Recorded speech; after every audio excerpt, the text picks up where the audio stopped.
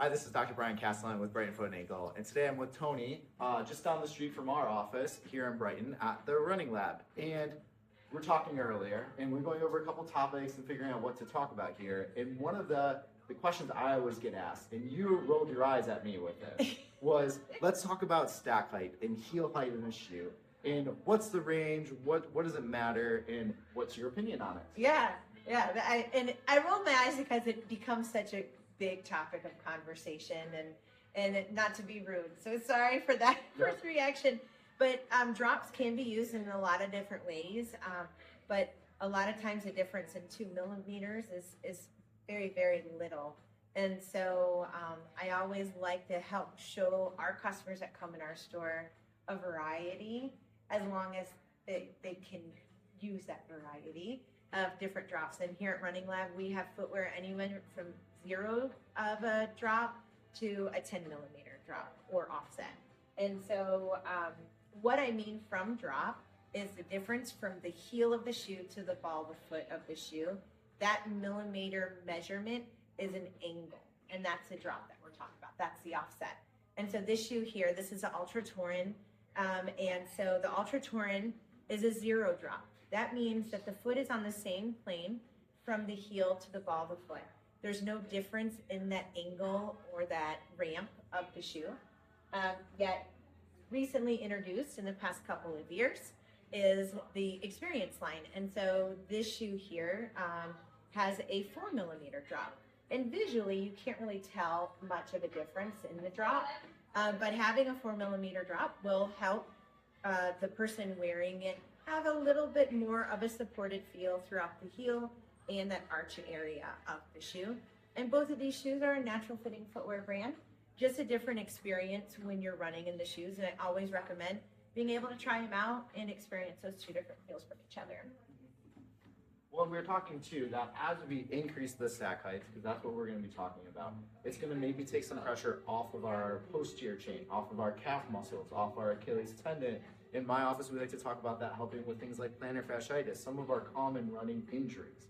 And one shoe might not just be best for you on that day. The next day, you might be a little different with a little fatigue or muscle soreness and things like that.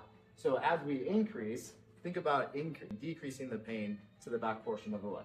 Yeah, and I would say one of the most popular shoes that tend to have the highest ramp is the Brooks Ghost. So this here is a Brooks Ghost 17. It has a 10 millimeter difference from the heel to the ball of the foot. It has a lot of contouring here throughout the arch area, good volume in the ball of the foot. And so this shoe is something that you'll see really common in a lot of folks, whether you're walking or running, you're needing this shoe for a solution. This shoe is really a great shoe for that. And so the Brooks Ghost is really America's #1 selling running shoe. But if you were to take the Brooks Ghost and all that's in it, and you want something that's going to offer a little more stability, I would say the Saucony Echelon is an awesome option for that. And the reason why is really the base. So, you know, the song All About the Base. So you see the bases of these two shoes. The Brooks Ghost has a little bit of curvature. So this is a semi-curved last through the Brooks Ghost, where the Saucony Echelon is a much straighter last. We can also call that motion control. If you were to draw a line from the tip of the toe to the heel of the shoe, the material is equally distributed on each side. And so that helps with stability side to side. That if you're looking for a shoe that has a nice flat bottom, making you feel very stable, this shoe is a home run. In addition, this has an 8 millimeter offset from the heel to the ball of the foot. And that 8 millimeter offset definitely helps give you that continued support throughout the arch.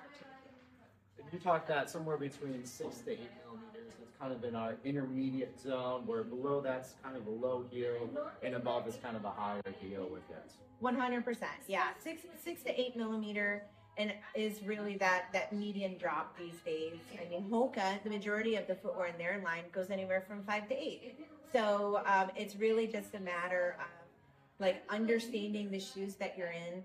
If you're shopping for a shoe, I highly recommend going to a run specialty store like Running Lab, where our team is expertly trained to help recommend the right shoes for your needs and share everything. Share all of the injuries or any of your history.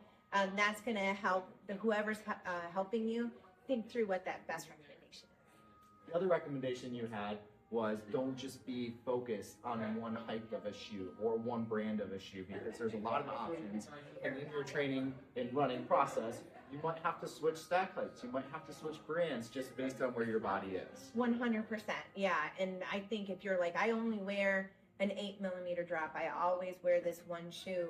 Well, now you've kept yourself to just specific models that may not be able to work for you. So being able to open your mind, knowing that 2mm is ever so slight, and that might give you a better selection of footwear that could help serve you best. So come find a good running expert. Come to Brighton Running, or the Running Lab here in Brighton, and get fit. Awesome.